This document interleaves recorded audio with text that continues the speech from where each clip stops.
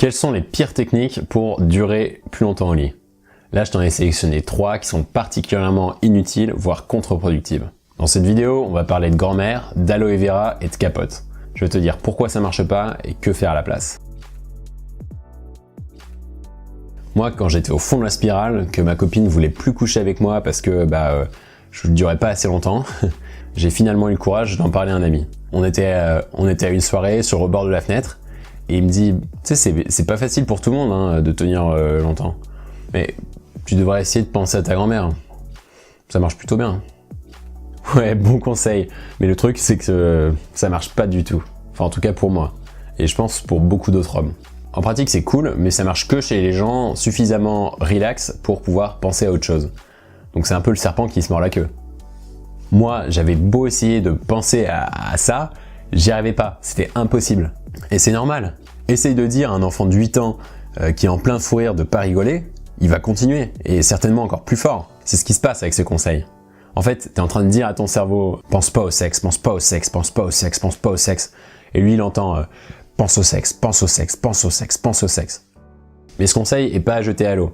En fait, il marche sur un point qui est plutôt efficace, c'est le fait de détourner son attention. Sauf que comme on l'a vu, c'est quelque chose qui est difficile en pratique. C'est pas facile de comme ça changer ses pensées à la volonté. Mais il y a quand même d'autres trucs qui te permettent de détourner ton attention, comme le regard.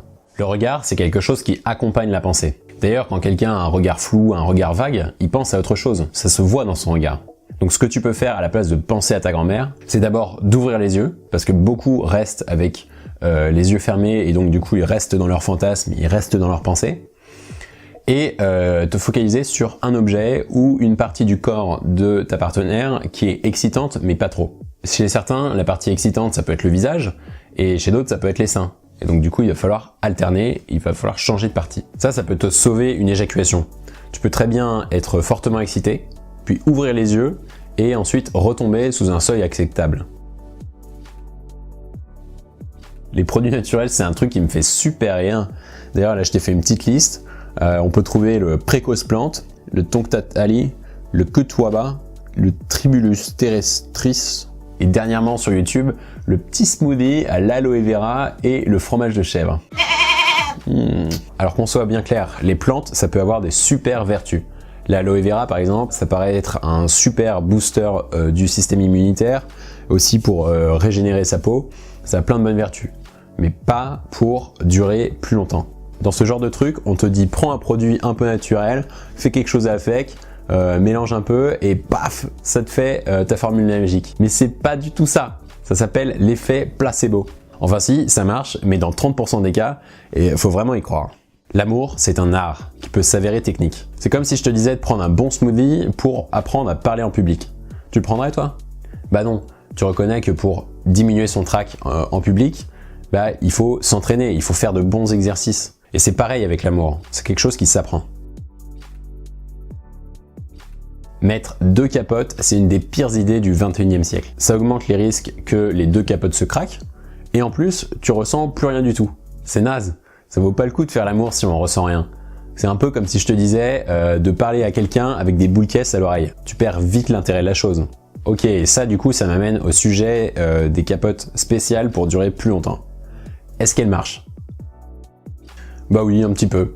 En fait, elles ont un petit gel anesthésiant qui te permet de ressentir moins de sensations.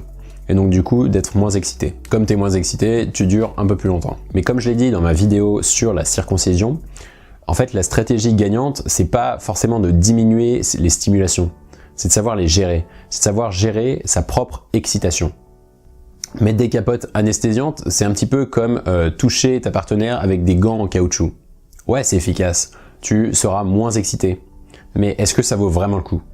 Ça peut être une solution à court terme, si ta copine te menace de te quitter à cause de ça, ou alors elle a plus envie de faire l'amour, mais c'est pas une solution qui est durable, ni souhaitable. Tenir plus longtemps au lit, c'est quelque chose qui s'apprend, qui prend du temps, mais qui est gratifiant. Si tu sais pas par où commencer, je t'ai créé un petit guide pour t'aider à connaître les principes fondamentaux pour tenir plus longtemps au lit. Sur ce, bon courage et à la prochaine. Abonne-toi si c'est pas déjà fait et lâche un petit like si t'as kiffé la vidéo. Le but de la chaîne, c'est de donner les meilleurs conseils aux éjaculateurs précoces pour qu'ils reprennent enfin le contrôle sur leur vie sexuelle.